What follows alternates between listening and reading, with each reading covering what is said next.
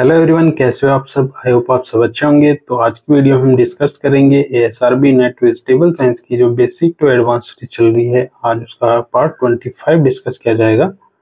देखिए, ये जो पार्ट है आपका, इसमें जितने भी क्वेश्चंस ऐड किए गए हैं ये आपके हाई लेवल के क्वेश्चंस रहेंगे।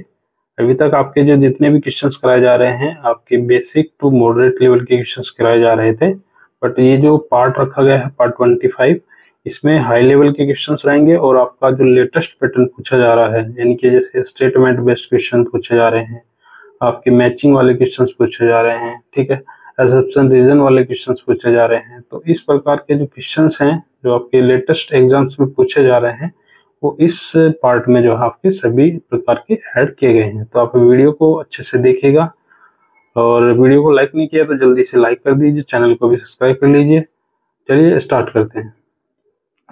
तो फर्स्ट क्वेश्चन है आपका, ये फर्स्ट क्वेश्चन आपका मैचिंग वाला क्वेश्चन है जिसमें दो लिस्ट 1 और लिस्ट 2 दिए गए हैं। इसमें जैसे कि आपका ancestor of lettuce, Indian lettuce, prickle lettuce और आपकी मेडिसिनल लेट्यूस। तो आपको मैच करना है कि कौन कौन से। जैसे आपका एंसेस्टर लेट्यूस है तो आप सभी को पता है जो आपका एंसेस्टर होता है लेट्यूस का, ये होता है आपका लेट्यूस सेरियोला, ठीक है। और आपका जो इंडियन लेट्यूस है वो इसको लेट्यूस इंडिका बोलते हैं। जो आपका प्रिकल लेट्यूस है उसको बोलते हैं आपका लेट्यूस सेरियोला, और आपका लेट्यूस वेरियोसा को बोलते हैं आपका मेडिसिनल लेट्यूस। तो देख लेते हैं कि पहले का 4 है, दूसरे का 3rd है, यानी कि पहले का 4 दूसरे का 3rd। तो ऑप्शन बी, ऑप्शन ए इसमें राइट रहेगा। तो इस प्रकार के आपके जो क्वेश्चंस है वो मैचिंग्स वाले, स्टेटमेंट बेस्ड वाले क्वेश्चंस ज्यादातर पूछे जा रहे हैं। तो इसमें जितने भी क्वेश्चंस रखे गए हैं इसी प्रकार के ऐड किए गए हैं, ठीक है। नेक्स्ट देख लेते हैं। नेक्स्ट है आपका, what is the chromosome number of tapioca. Tapioca यानी कि जो कसावा होता है, ठीक है, कसावा, इसका जो साइंटिफिक नेम है मैनिहोथा एस्कुलेंटा है। ये पूछ रहा है कि क्रोमोसोम नंबर इसमें कितने होते हैं। तो इसमें होते हैं आपके 36 क्रोमोसोम नंबर।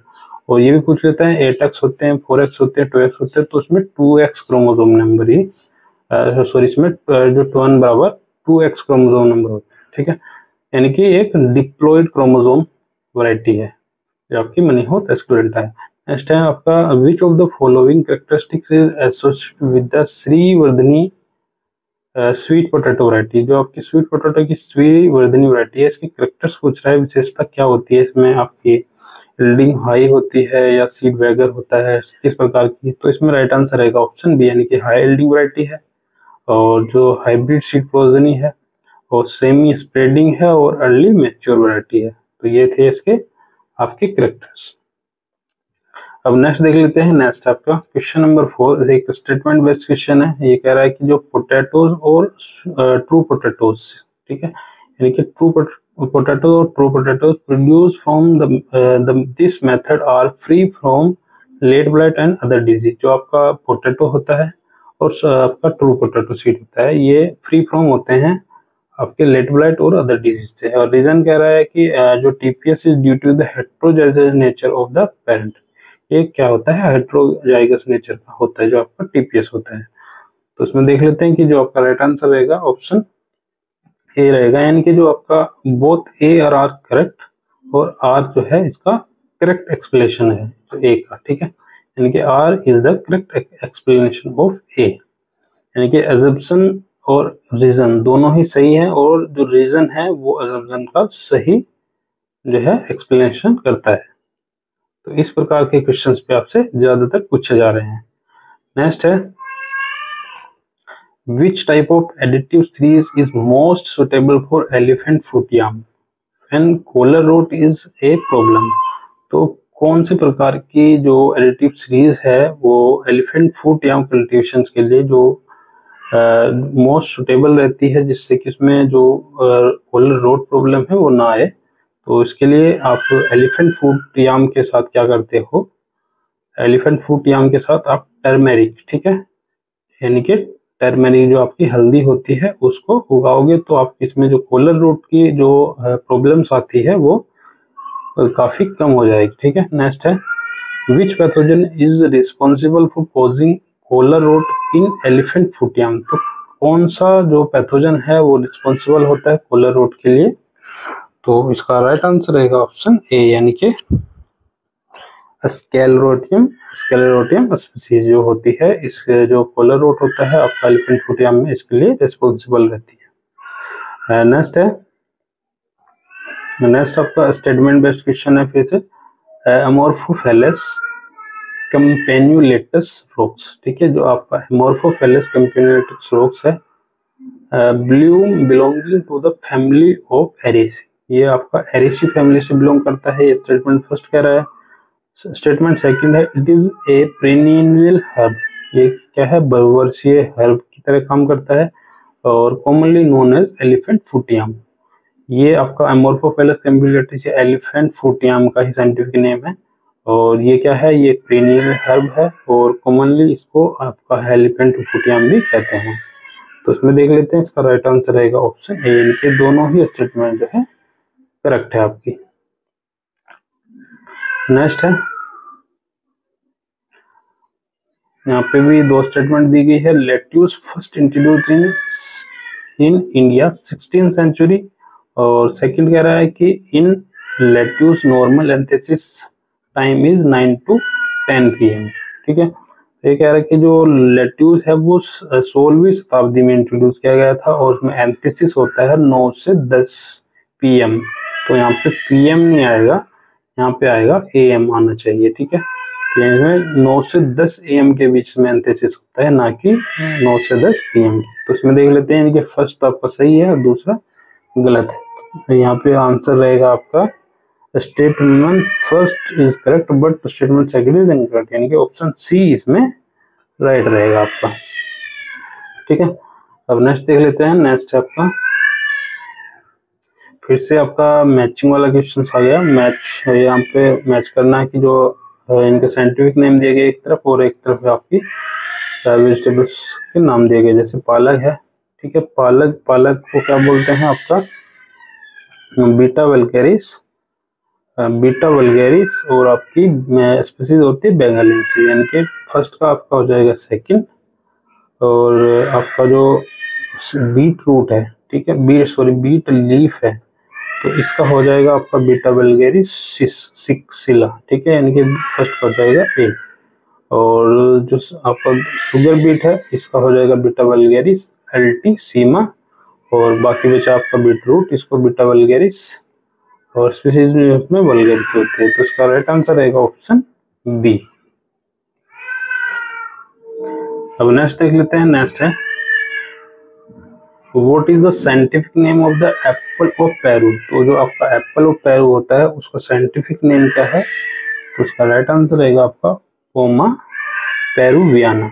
नेक्स्ट है which chromosome located T/2 gene in tomato, काफी बार पूछा गया क्वेश्चन से, मैं बार बार इसीलिए लेके आ रहा हूँ क्योंकि इन जो आपकी जो टेबल थी वो क्रोमोसोम नंबर की जो कौन कौन से पे लोकेटेड रहता है टोमेटो में, इससे आपको एक ना एक क्वेश्चन जरूर देखने को मिलेगा आपका एग्जाम्स में, तो इसलिए ये क्वेश्चन जो है मैं बार बार इसीलिए रिपीट कर रहा हूँ, रिपीट करने का जो मकसद है वो इसीलिए है कि आपको अच्छे से एक तरीके से याद हो जाए। तो आपका जो T/2 जीन था वो आपका क्रोमोसोम नंबर 11 पर लोकेटेड रहता है, ठीक है, क्रोमोसोम नंबर 11 पर।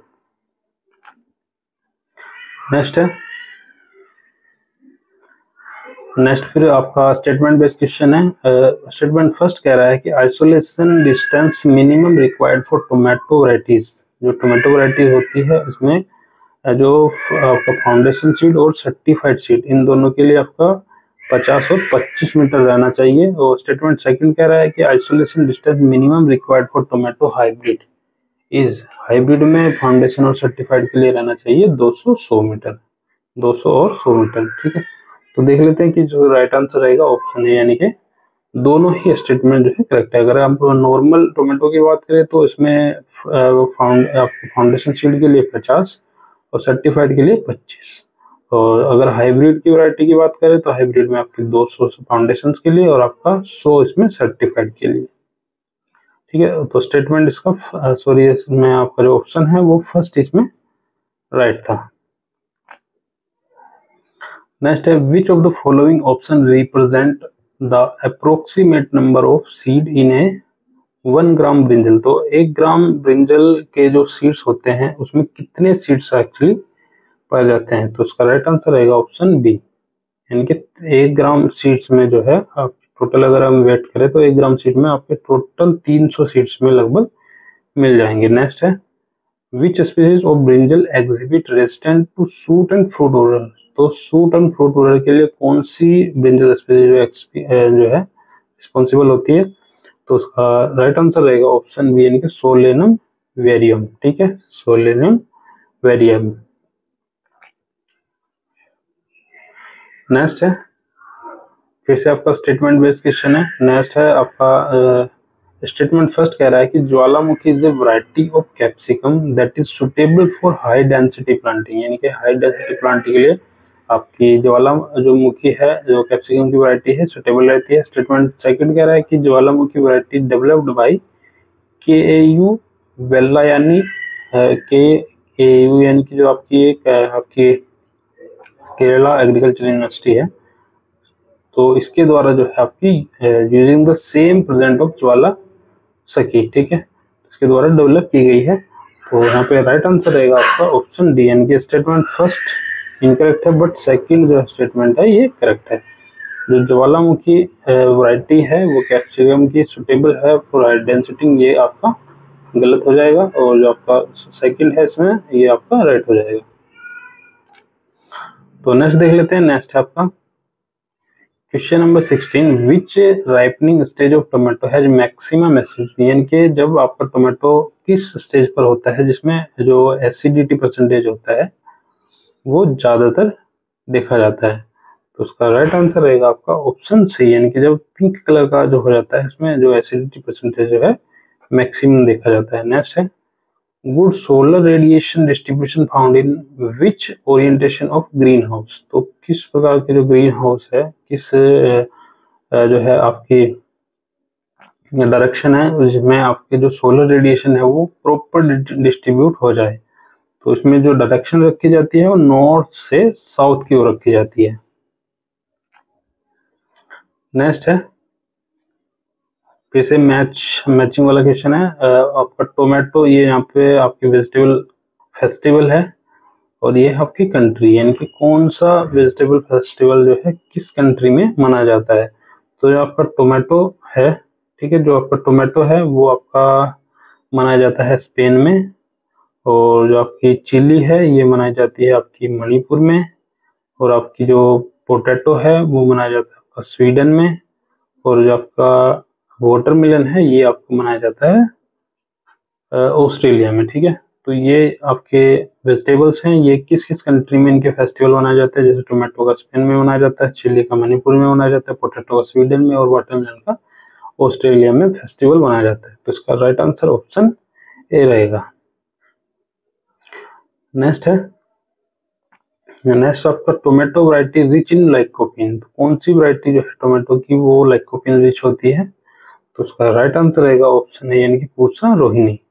नेक्स्ट है आपका विच ओकरा variety most suited for processing industry, यानी प्रोसेसिंग इंडस्ट्री के लिए कौन सी ओकरा की वैरायटी है जो सबसे अच्छी मानी जाती है? यह है आपकी पूसा सावनी।